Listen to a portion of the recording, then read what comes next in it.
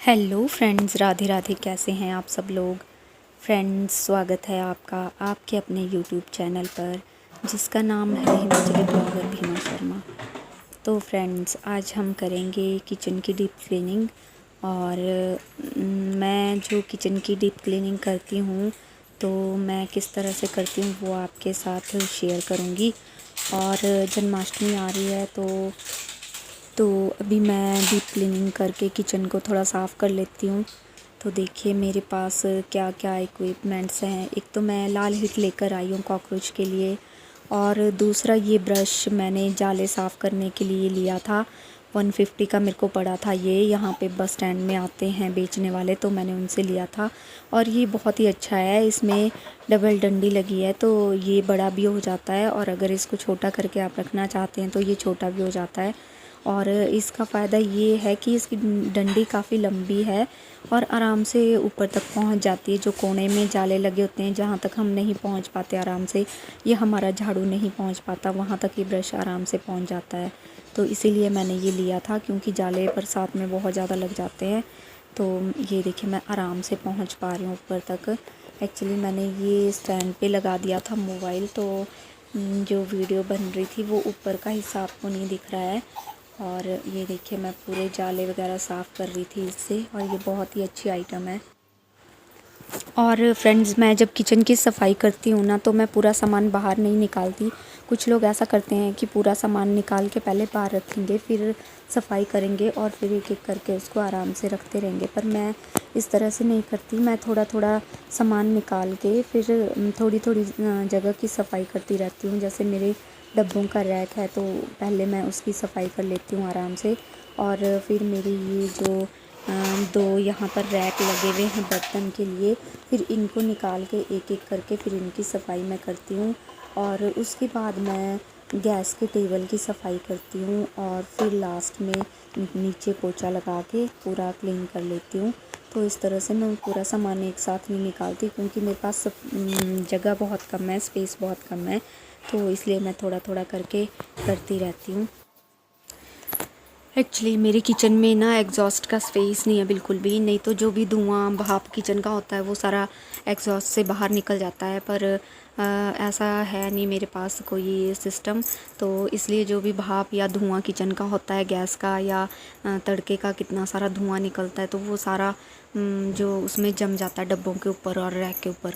तो इसलिए मेरे को वो बहुत अच्छे से साफ़ करना पड़ता है, नहीं तो बहुत चिपचिपा सा हो जाता है। डब्बों के ढक्कन भी बिल्कुल चिपचिपे हो जाते हैं, तो इसलिए मेरे को उनको अच्छे से साफ़ करना पड़ता है। और ये जो मेरे रैक है ना, ये स्टील के हैं, तो इसमें जैसे हम बर्तन गीले बर्तन रख देते हैं तो उसके दाग पड़ जाते हैं, तो उनको भी मुझे बहुत ही रगड़ रगड़ के साफ़ करना पड़ता है।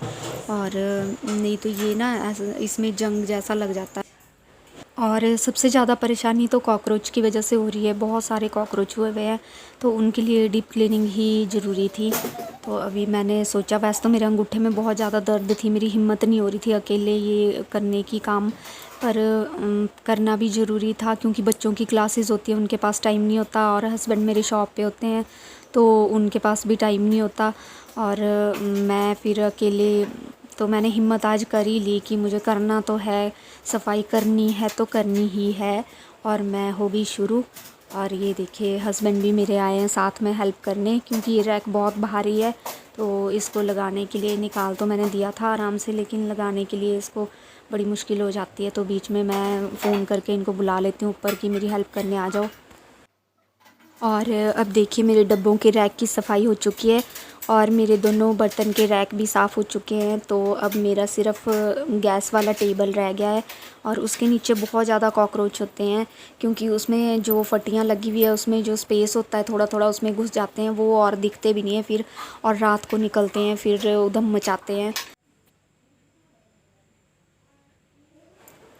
और ये देखिए फ्रेंड्स, इतने सारे कॉकरोच मैंने मार दिए हैं, पर मुझे पक्का यकीन है कि अभी तक ये ख़त्म नहीं हुए होंगे, फिर भी कहीं ना कहीं छुप के बैठे होंगे बीच में ही।